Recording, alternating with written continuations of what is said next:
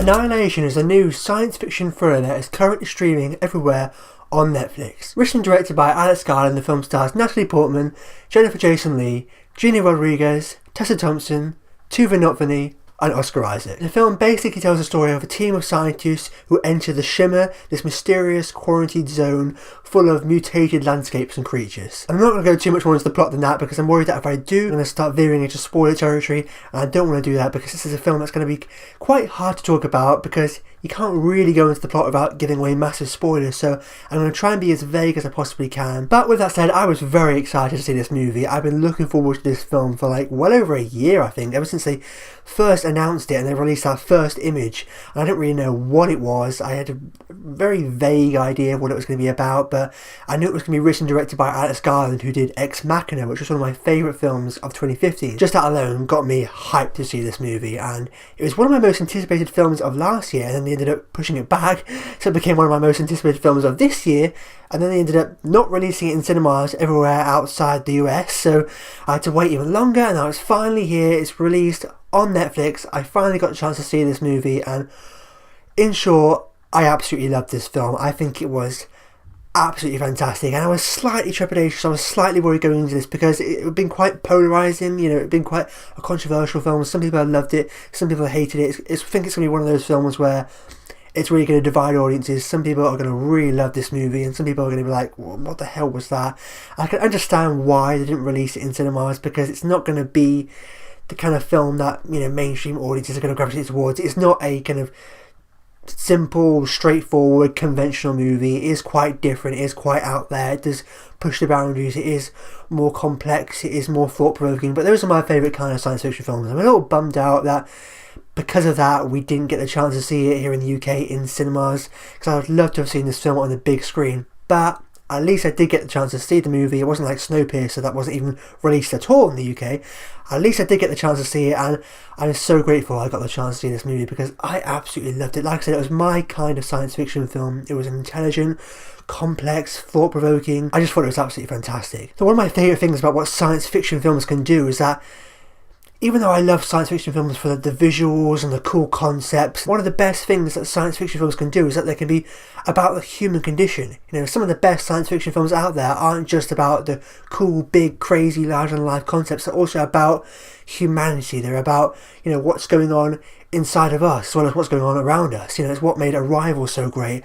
And I always say that was a film that wasn't about aliens, it was about humanity, and that's what made that film so powerful and why I love that film so much. And again, like Blade Runner, that's a film that's just as much about human psychology and what's going on inside of us in terms of our psyches, as well as it is dealing with these androids. And it's what made this film so great as well, because although it's really cool visually and they're going into this shimmer, we don't know what's going on, there's cool creatures and crazy things happening, what made this film so great is what makes all the best science fiction films so great, is that it was just as much about the human condition. It was just as much about what's going on inside these characters internally as well as what was going on around them externally. And that's what I thought made this film so thought-provoking and so stimulating and so captivating, because a lot of people will probably come out of this film saying that, it was a bit slow, it was a bit boring. I didn't find that to be the case. Now, sure, this wasn't a fast-paced film, it wasn't an action-packed film, but what I always have to say every time a new science fiction film comes out is that science fiction films aren't about action. Science fiction films are more psychological, really. It's what makes Blade Runner so great, Science fiction films are more about what's going on in terms of in the characters' psyches and what's going on inside of these characters psychologically, just as much as it is about what's going on around them. And that's what I thought made Annihilation so great. And I understand, yes, this isn't going to be a film for everyone, that everyone's going to love this film. Yes, it was slow paced, yes, it wasn't jam-packed full of action scenes, but it was my kind of science fiction film, and I absolutely loved it for that. And one of the reasons I think this film works so well is because of Alex Garland, a British writer and director, and it was assumed up until this point that Ex Machina was his directorial debut, although it's kind of been, leaked out there by various people that Dredd was kind of his first film as a director. So I love what he did with Dredd, and I love what he did with Ex Machina. Ex Machina was one of my favourite films of 2015, and at this point anyway, I know it's a little bit too early to say, but I'll be shocked if I see anything else this year that I end up liking more than Annihilation. It's probably going to happen. We always get lots of really great films towards the end of the year, but at this point I'm going to be very surprised if I see anything else this year that I like more than this film, because it's currently my favourite film of the year, and I'll be shocked if it doesn't end up getting a high place and feature prominently on my best of the year come the end of 2018. I loved it that much, and I think Alex Garland did such a great job with this movie,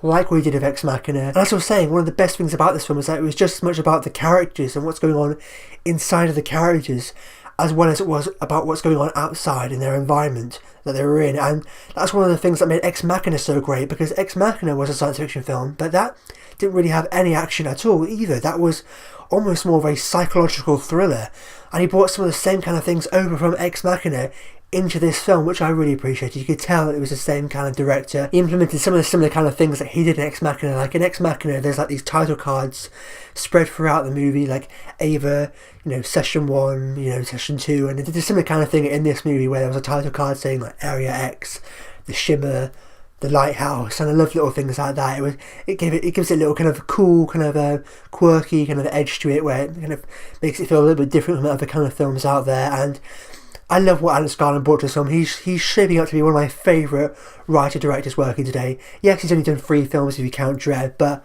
I've loved all 3. And as well as reminding me of Ex Machina, obviously, because that's Alex Garland's film, it also reminded me of Under the Skin that came out a few years ago. And I think a lot of people haven't seen that movie. A lot of people probably won't think of that watching this movie, but particularly as we got towards the end of the film, it very much reminded me of Under the Skin, especially when it started to get quite kind of freaky and trippy and weird and scary and crazy.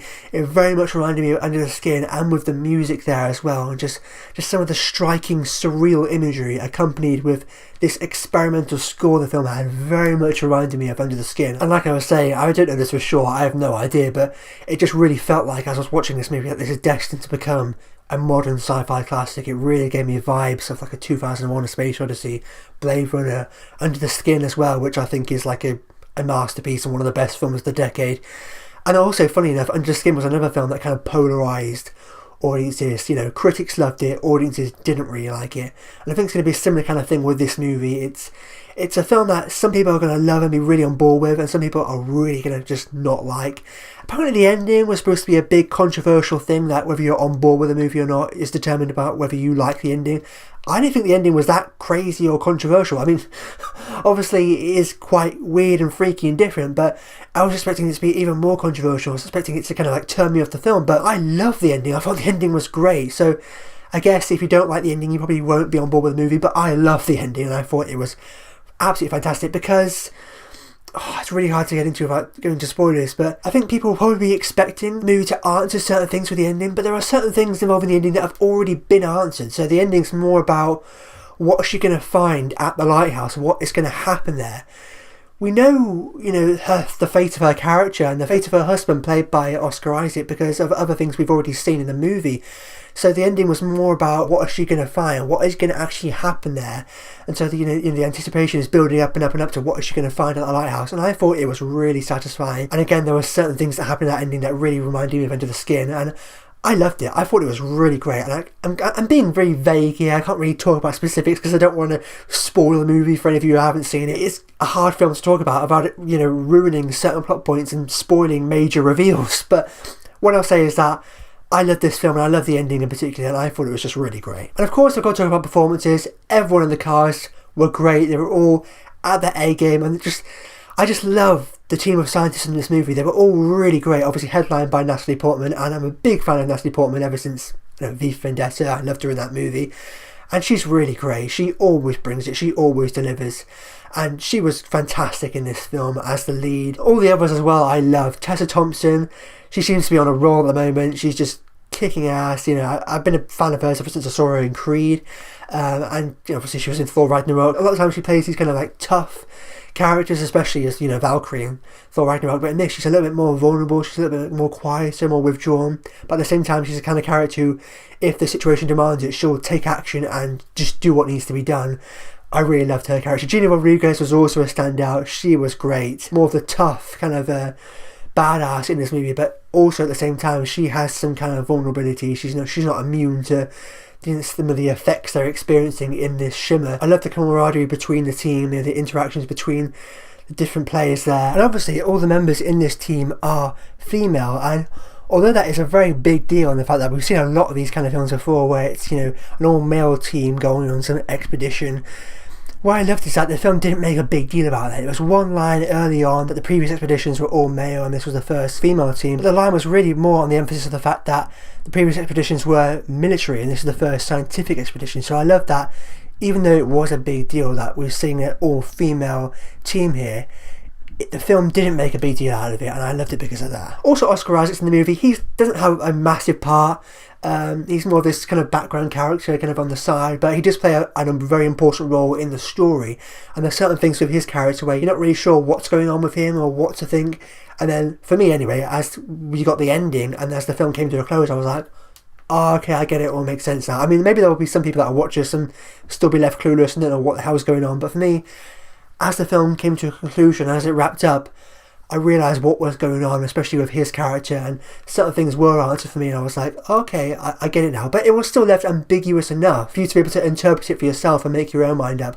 And I love that about this film. It was very ambiguous, up to audience interpretation. But for me, I still got enough where I was like, okay, I get what they were doing now. I get what was actually happening here. So I thought it was really satisfying, and I think all the players in this movie, all the actors did an incredible job. And one last thing, of course, I've got to talk about the visuals of this film. It was stunningly shot. And one of the things that really made it feel like this iconic kind of classic film to me was that it had some really striking imagery. It was just really stunningly shot. Some really kind of striking, surreal imagery in this film. And as I mentioned earlier, this experimental score almost that very much reminded me of a kind of Under the Skin or Blade Runner, that kind of thing. And I love it when we get a really cool, visually striking film with a really cool, unique musical score as well, because that alone just helps to make it feel very different, helps to make it stand out from the crowd. And I just love this film from a visual perspective, and it was just stunningly shot, striking imagery, and that music as well I love, especially towards the end. The marriage between the music and the visuals just really worked, and it was just awesome. I loved it. And so that wraps up my review of Annihilation. As you can tell, I absolutely love this film. There was not one tiny little thing that I didn't like about it. Literally not one. I couldn't even nitpick this film. I'm not fanboying here. There was nothing I didn't like about it. There was nothing that I thought wasn't good. There's not one little thing that I would change or I would improve or make different. I just thought this film was absolutely fantastic. I loved it from beginning to end. I was captivated throughout.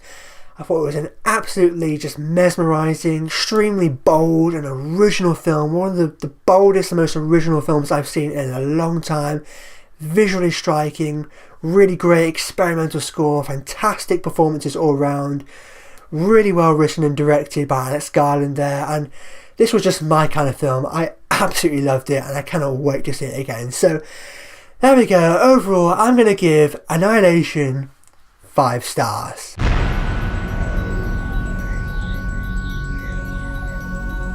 And there we have it, that wraps up my review of Annihilation. Like I said, it's playing on Netflix right now. Have you seen it? And if so, what do you think about it? Let me know in the comments down below. And as always, if you like this and you haven't already, be sure to click subscribe to see more. If you missed my last review, be sure to go and click over here to catch up on my last review, or perhaps down here to catch up on one of my recent videos. But with that said, I've been David O'Sullivan. I'll see you next time.